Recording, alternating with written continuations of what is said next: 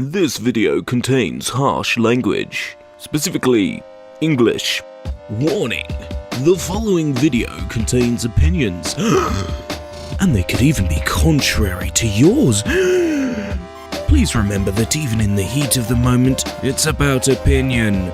If you watch the whole video and you still don't agree with me, well, feel free to sound off in the comments, just don't be a dick about it. Opinionated mates.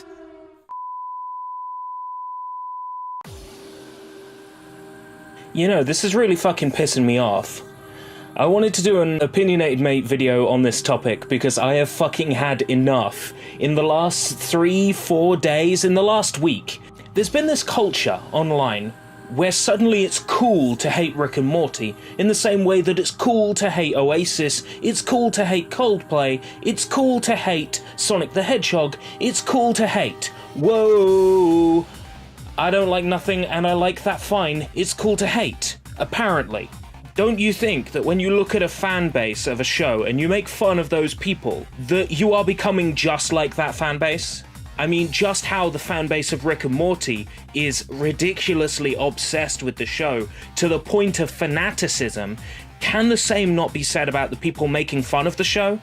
Are they not obsessed fanatically with the idea of breaking it down and breaking down its fans? I like Rick and Morty. I'm not someone with loads of Rick and Morty merchandise. I own a Rick and Morty t-shirt. It's not even an official one. That's my extent of Rick and Morty fandom. Okay? I own a t-shirt.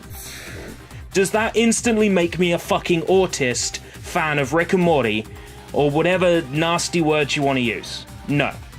I like the show. I find it funny. Do I find it overall intellectual? No, I don't. But to see it recently compared to The Big Bang Theory makes me absolutely fucking upset. Because The Big Bang Theory's problem is that it takes geek and nerd culture and tries to pass it off as cool and hip, written by the very people who made me and my life a living fucking hell for being a nerd and a geek.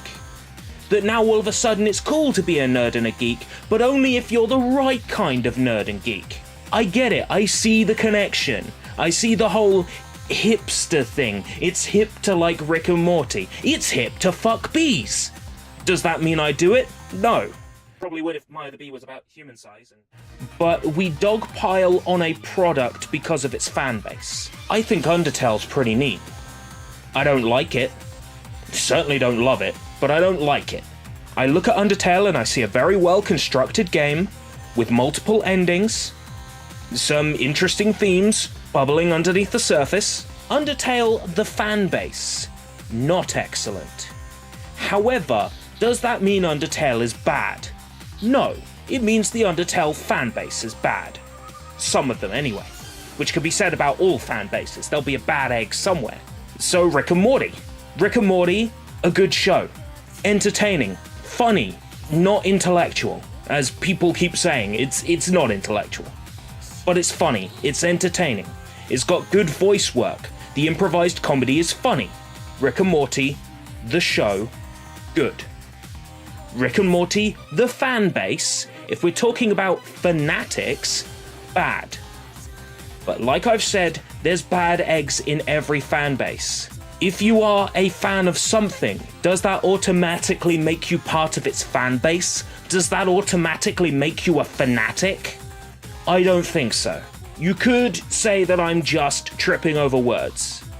You could say that I'm trying to project some sort of non-fanatic status on myself. You probably think I'm a Rick and Morty fanatic.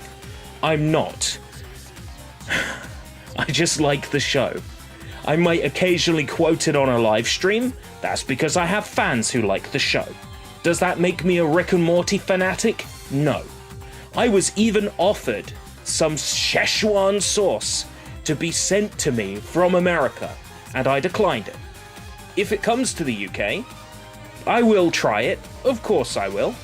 But am I going to go to McDonald's at 4 in the morning, walk through the doors, and yell, "Wubba lubba dum dum"? No, I'm not. I'm not gonna do that because I'm not a fucking fanatic. I'm just a fan.